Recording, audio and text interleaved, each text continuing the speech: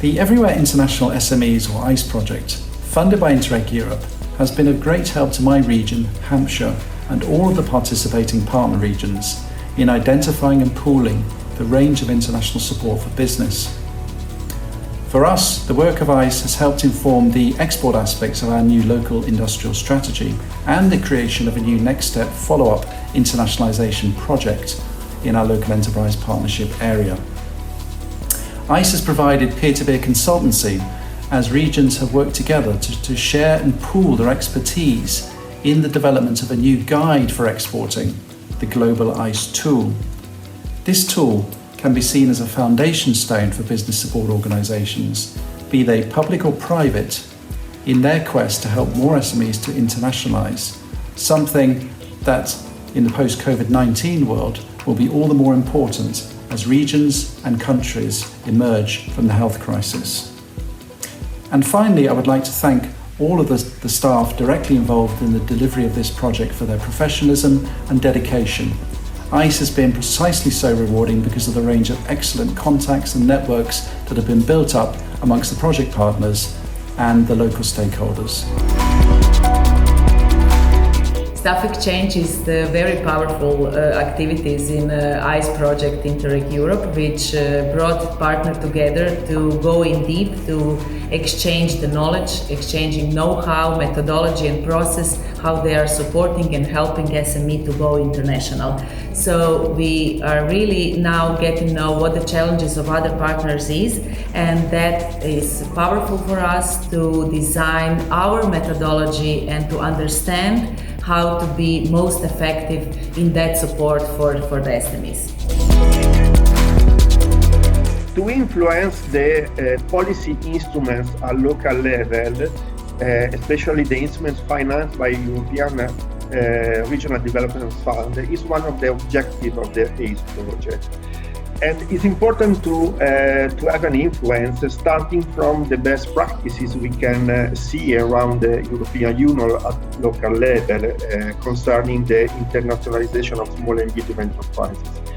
In region Emilia-Romagna, we have used the lessons learned from the experiences of our partners to improve the efficiencies of our policy instruments. And in this way, we reach to influence a consistent part of our budget, around 14 million euros of contribution to small and medium enterprises. A very good result for us.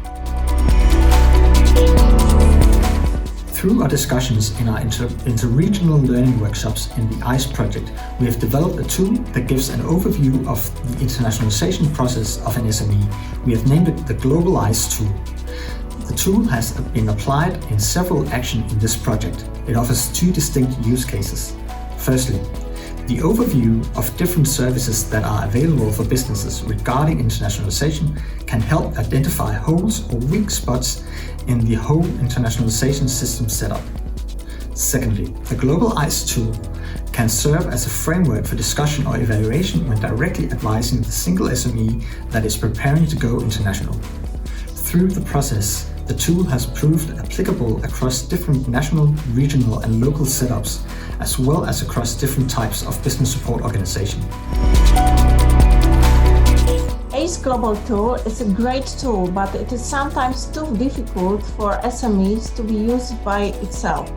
That's why we have created a network of export brokers. Network of export brokers is a network of well-trained staff that help SMEs in Pomorskie region to use this tool. They help scanning their export potential.